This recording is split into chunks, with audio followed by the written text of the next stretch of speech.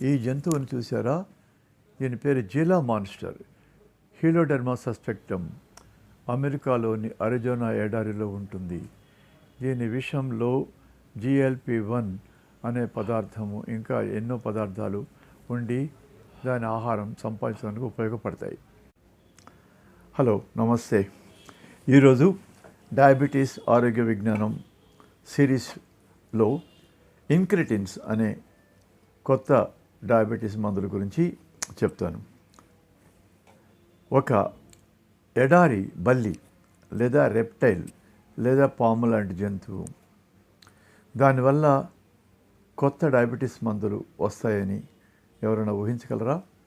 హీలియోడెర్మా సస్పెక్టమ్, దీన్నే జీలా మాన్స్టర్ అని కూడా అంటారు. ఈ మాన్స్టరు 2 అడుగుల సుమారు 30 అంగుళాలు అనుకోండి పొడుగుంటుంది. ఈ బొమ్మల్లో చూస్తారు. దీని విషంలో కొన్ని పదార్థాల వల్ల చిన్న చిన్న జంతువులని, కీటకాలని చంపి తింటూ ఉంటుంది. ఇది అమెరికాలోని అరిజోనా రాష్ట్రంలో ఎక్కువగా ఉంటుంది. జీలా మాన్స్టర్, హీలియోడెర్మా సస్పెక్టమ్ అని చెప్పేసి అది దాని యొక్క శాస్త్రీయ నామధేయం. దీని చర్మం మీద పొలుసులు ఉంటాయి, రకరకాల పిగ్మెంటేషన్ ఉంటుంది. దీని సలైవా నుంచి గ్లూకగాన్ లైక్ పెప్టైడ్ అనే పదార్థం ఉంటుందని గ్రహించారు. ఇది ఎంత తిన్నా దీనికి షుగర్ పెరగటం లేదు. శాస్త్రజ్ఞులు ఈ విషాన్ని పరిశీలిస్తే దీంట్లోని పదార్థం వల్ల గ్లూకగాన్ లైక్ పెప్టైడ్ అంటే మనిషి శరీరంలో ఉండేటువంటి ప్రేగుల నుంచి వచ్చే హార్మోన్ గ్లూకగాన్ లైక్ పెప్టైడ్ ఈ GLP-1 పోలి ఉందని గ్రహించారు. దాని పేరే ఎక్సెండిన్. ఈ మనిషి శరీరంలోని ప్రేగుల్లో K సెల్స్, L సెల్స్ అని ఉంటాయి. మనము నోటి ద్వారా ఎక్కువ షుగర్ ఉన్న ఆహారాన్ని కనుక భుజించినట్లయితే ఈ GLP-1 గ్లూకగాన్ లైక్ పెప్టైడ్ అంటే ఇది ఒక అనేక రకాల పెప్టైడ్ల సమాహారం ఉన్నటువంటి ఒక పెద్ద మాలిక్యూల్. అది ఉత్పత్తి అయ్యి ఇన్సులిన్ అంటే బీటా కణాలని స్టిమ్యులేట్ చేసి ఇన్సులిన్ని ఎక్కువగా వచ్చేట్టు చేసి షుగర్ని తగ్గిస్తుంది. డయాబెటిక్ పేషెంట్లలో ఈ GLP-1 ఉత్పత్తి సరిగ్గా లేదని గ్రహించారు.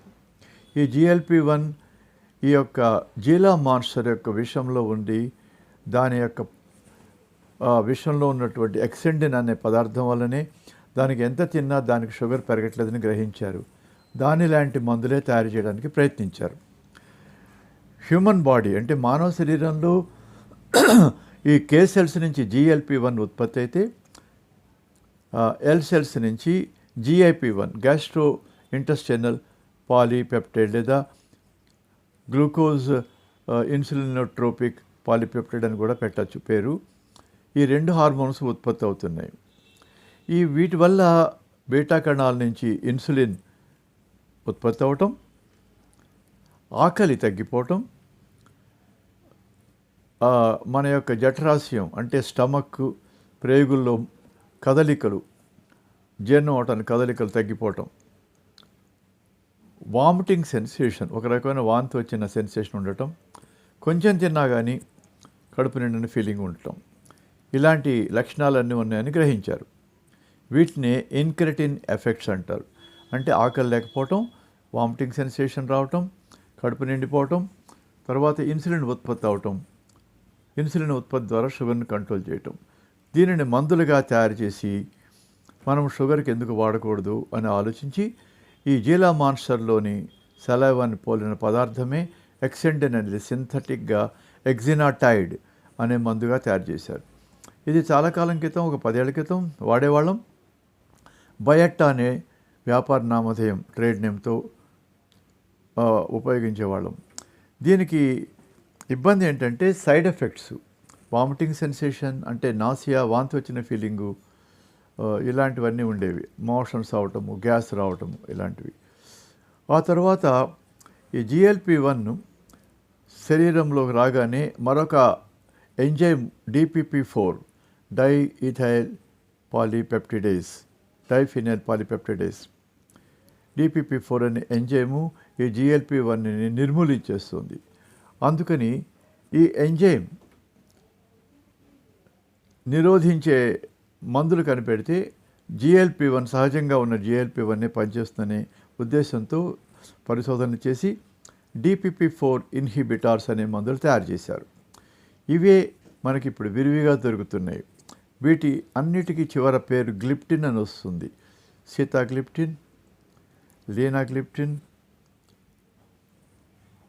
లాంటి మందులు, సాక్సాగ్లిప్టిన్ ఇలాంటి మందులు తయారైనాయి. వీటిని అనేక మంది పేషెంట్స్కి ఇచ్చి శాస్త్రోక్తంగా పరిశోధన చేసి ఇవి షుగర్ని బాగా కంట్రోల్ చేస్తున్నాయని గ్రహించారు. వీటి యొక్క లాభం ఏంటంటే ఇవి నోటితో తీసుకోవచ్చు, ఇంజెక్షన్ ద్వారా కాదు.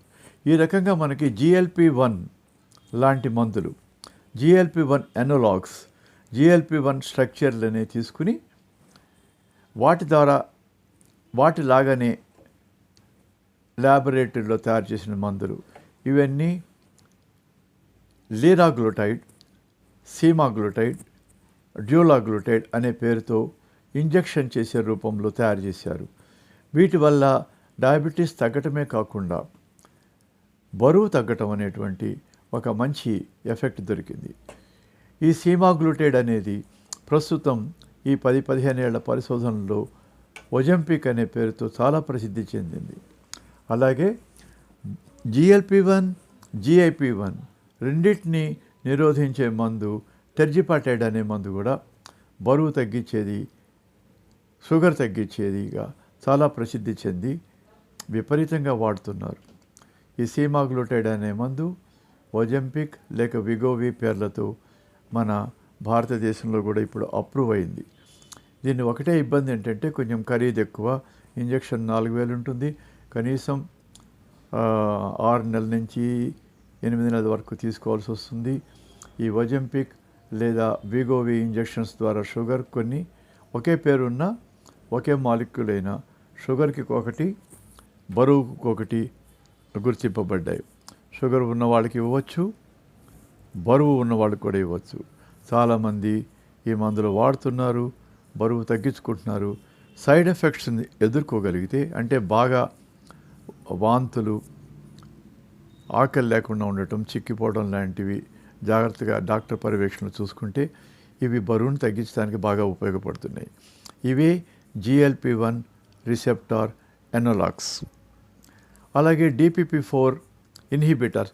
ఏ GLP-1 అయితే DPP-4 అనే ఎంజైమ్ చేత నిర్మూలించబడుతుందో ఆ GLP-1 నిరోధించే DPP-4 నిరోధించే మందులు సీతాగ్లిప్టిన్, లీనాగ్లిప్టిన్,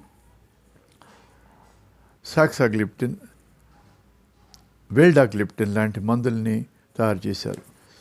ఇది మొట్టమొదటగా 5-6 ఏళ్ల క్రితం ఒరిజినల్గా తయారు చేసిన కంపెనీల యొక్క పేటెంట్ హక్కుల్లో ఉండటం వల్ల మన దేశంలో చాలా ఖరీదుగా ఉండేవి. ఒక ట్యాబ్లెట్ 45 రూపాయలు, 50 రూపాయలు అలా ఉండేవి. ఇప్పుడు నిబంధనల ప్రకారం పేటెంట్ హక్కులు పోవటం వల్ల ఈ మందులన్నీ ఖరీదులు తగ్గిపోయినాయి. సుమారు 5 నుంచి 10 రూపాయల దాకా ఒక ట్యాబ్లెట్ దొరుకుతుంది.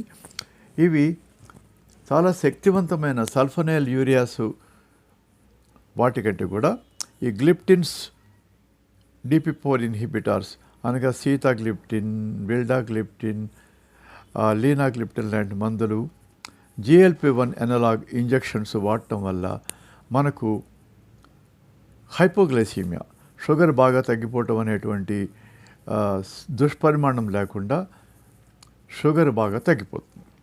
కాబట్టి వీటిని విరివిగా వాడటం జరుగుతుంది. అంటే సల్ఫోనైల్ యూరియాస్, మెట్ఫార్మిన్ తరువాత మనకి ఇంకా షుగర్ తగ్గకపోతే వాడే మందులు GLP-1 ఎనలాగ్స్ మరియు DPP-4 ఇన్హిబిటార్స్. ఈ విషయం చెప్పడానికే ఈ డయాబెటీస్ ఆరోగ్య విజ్ఞానం సిరీస్లో నేను ఇంత కథ చెప్పాల్సి వచ్చింది. దీని అంతటికీ మూల కారణం ఒక జిలా మాన్స్టర్, అరిజోనాలో నివసించే ఒక బల్లి లాంటి, పాము లాంటి జంతువు. మనకి 1920 అనగా 1920లో ఇన్సులిన్ ఇంజెక్షన్ రూపంలో చేస్తే షుగర్ తగ్గుతుందని కనిపెట్టిన తర్వాత 80 సంవత్సరాల దాకా ఇంజెక్షన్ రూపంలో మందులు ఏమీ లేవు. 2007లో ఈ జీలా మాన్సర్ దగ్గర నుంచి GLP-1 కనిపెట్టిన తర్వాత మనకి GLP-1 ఎనలాగ్స్, ఆ తర్వాత విరివిగా DPP-4 ఇన్హిబిటర్స్ అనే మందులు వాడకంలోకి వచ్చినాయి. ముఖ్యంగా ఎక్కువ బరువు ఉన్న వాళ్ళకి ఈ మందులు చాలా ఉపయోగపడుతున్నాయి. మళ్ళీ వచ్చే సిరీస్లో మరికొన్ని కొత్త మందులు SGLT2 ఇన్హిబిటర్స్తో కలుసుకుందాం. నమస్తే.